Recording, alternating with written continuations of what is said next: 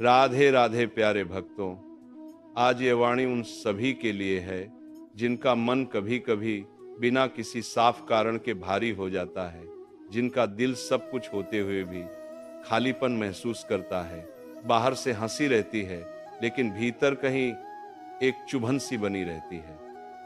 अगर आज तुम्हारा मन ऐसा ही है तो घबराओ मत, ये कोई कमजोरी नहीं है, ये मानव जीवन का एक स्वाभाविक चरण है।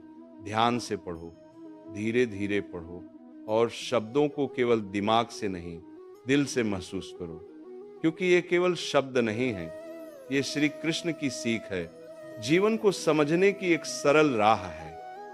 मनुष्य का मन सबसे ज्यादा तब थक जाता है जब वो हर किसी को खुश रखने की कोशिश करता है, जब वो सबकी उम्मीदों पर खरा उतरना चाहता है, जब वो सबके लिए अच्छा बनते बनते खुद को ही भूल जाता है।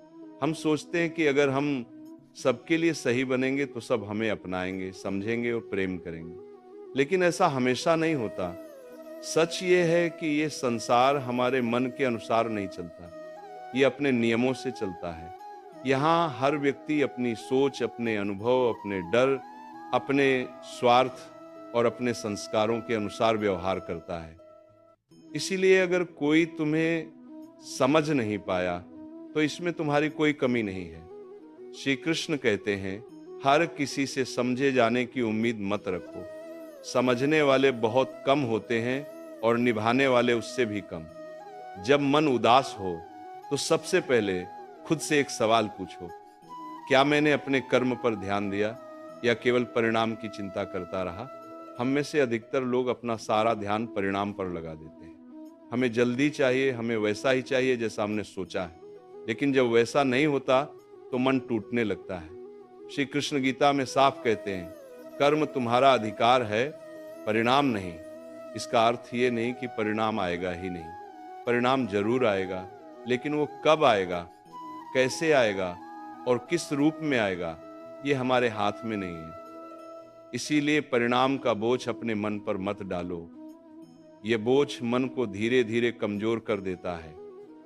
उदासी अक्सर तब जन्म लेती है जब हमारी अपेक्षाएं बहुत ज्यादा बढ़ जाती हैं, जब हम ये सोचने लगते हैं कि लोग वैसे ही व्यवहार करें जैसे हम चाहते हैं। लेकिन ये प्रकृति किसी एक इंसान की इच्छा से नहीं चलती। यहाँ हर व्यक्ति अपने नजरिए से सही होता है। जरूरी नहीं कि जो तुम्हें सही लगे वही दूसरे को भी सही लगे। इसलिए जब कोई तुम्हारे अनुसार नहीं चलता तो दुखी मत हो।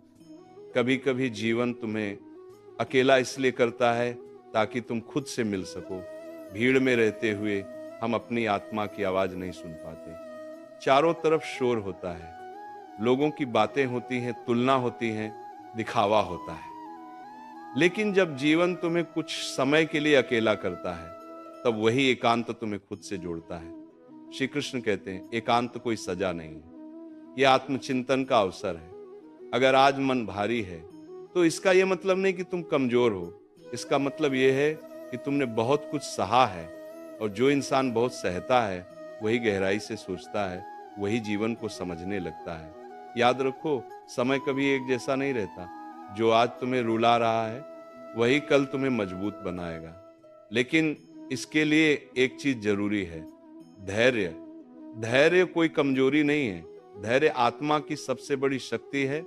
जो व्यक्ति धैर्य रखता है वो टूटता नहीं है, वो निखरता है। जब मन दुखी हो, धैर्य मन दुखी हो तो बीते हुए कल को बार बार कोसना बंद कर दो। जो बीत गया वह तुम्हें सिखाने आया था और जो आने वाला है वह तुम्हें आगे बढ़ाने आएगा।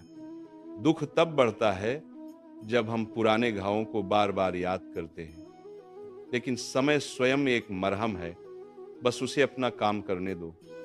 लोगों की बातें अगर तुम दिल में उतार लोगे तो सुकून बाहर चला जाएगा। हर किसी की राय को अपने मन तक मत पहुंचाओ, क्योंकि लोग बदलते रहते हैं। जो आज तुम्हारी तारीफ करता है वही कल तुम्हारी खामोशी से जल सकता है। इसलिए अपनी मजबूती बाहर की बातों पर मत टिकाओ। श्री कृष्ण की सीख बहुत स्पष्ट है, स्वयं को भीतर से इतना मजबूत बना लो कि बाहरी शब्द तुम्हें हिला ना सकें। जब मन उदास हो तो ये मत सोचो कि ईश्वर तुम्हें भूल गया है, ईश्वर कभी किसी को नहीं भूलता। वह तो तुम्हें उस रास्ते से निकाल रहा होता है जहां तुम खुद उलझ गए थे। कई बार जो जल्दी मिलता है वही सही नहीं होता, और जो देर से मिलता है वही सबसे सही होता है। शांत रहो। हर उत्तर अभी नहीं मिलेगा। कुछ उत्तर समय देता है, और कुछ उत्तर अनुभव जो आज समझ में नहीं